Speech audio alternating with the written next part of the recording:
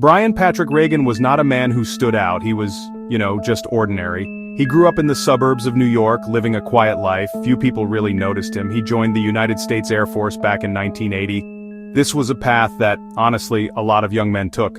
It offered structure. It offered a future. Regan seemed like a good fit for military life. He followed orders and did his duty. No one saw him as a future traitor. He was just another airman, moving through the ranks, doing his job without much fuss or fanfare. His colleagues saw him as reliable, if a little unremarkable. He was a family man, a wife, children, living a seemingly normal American life. His military career was steady. He was not a star, but he was competent. Each step took him deeper into the world of intelligence. He was trusted with more and more responsibility. Reagan's job placed him at the heart of America's intelligence apparatus. He became a master sergeant. He worked for the National Reconnaissance Office, or NRO. The NRO is one of the most secretive agencies in the United States. It designs, builds, and operates the nation's spy satellites. These satellites are America's eyes in the sky. They watch the world. They gather information on foreign militaries, terrorist groups, and other threats. The data they collect is among the most sensitive information the government possesses. Reagan was one of the few people with access to this world. This gave him incredible power. He had the keys to the kingdom. He had access to a vast and powerful computer system known as Interlink. Through Interlink, Reagan could view top-secret documents, satellite imagery, and intelligence reports. He was not just a low-level analyst looking at small pieces of the puzzle. This trust gave him a great deal of freedom. No one watched over his shoulder. The motivation behind Reagan's betrayal was simple. It was money. He was drowning in debt, owing more than $100,000 on credit cards. He saw espionage as a quick fix, a way to solve his financial woes and live a life of luxury. He dreamed of paying off his debts. He fantasized about buying a new house, expensive cars. This was not about ideology. He was not a communist sympathizer or a political dissident. He had no love for the countries he planned to sell secrets to. He was a mercenary, selling his loyalty to the highest bidder. His personal resentments also fueled his decision. He felt his dyslexia had held him back. He believed he was smarter than his superiors gave him credit for. Stealing secrets and selling them for a fortune, proof of his cleverness. A way to get back at the system. He imagined himself as a cunning spy, outwitting the intelligence community he worked for. This grand delusion justified his actions. He told himself he wasn't a traitor, a brilliant operator getting what he deserved.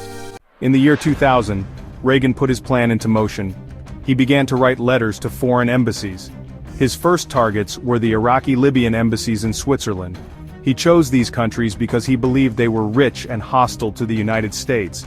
He thought they would be eager to buy his secrets. His letters were a bizarre mix of arrogance and desperation. He introduced himself as a U.S. intelligence analyst.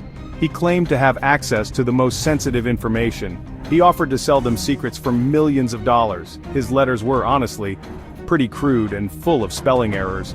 This was a direct result of his dyslexia. He even misspelled the name of the Libyan leader Muammar Gaddafi.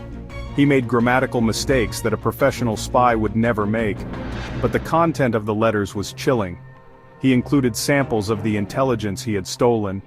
He provided details about American spy satellites and their capabilities. He was offering a glimpse into the crown jewels of U.S. intelligence. Reagan's plan had a critical flaw, though. He did not realize that foreign embassies are under constant surveillance.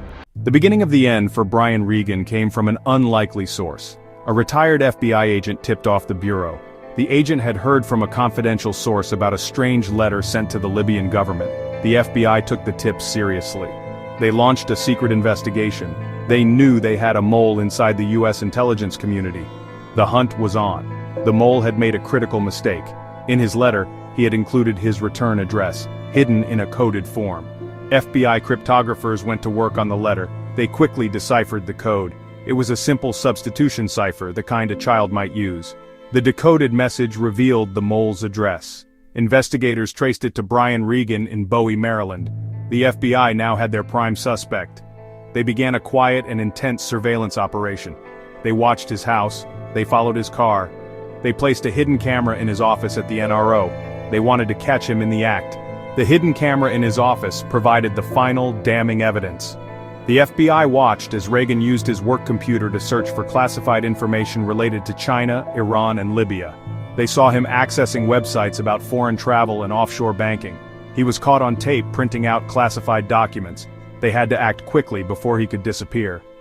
In August 2001, as Regan was preparing to board a flight to Germany, the FBI made their move. The game was over. Brian Regan, the would-be master spy, was caught.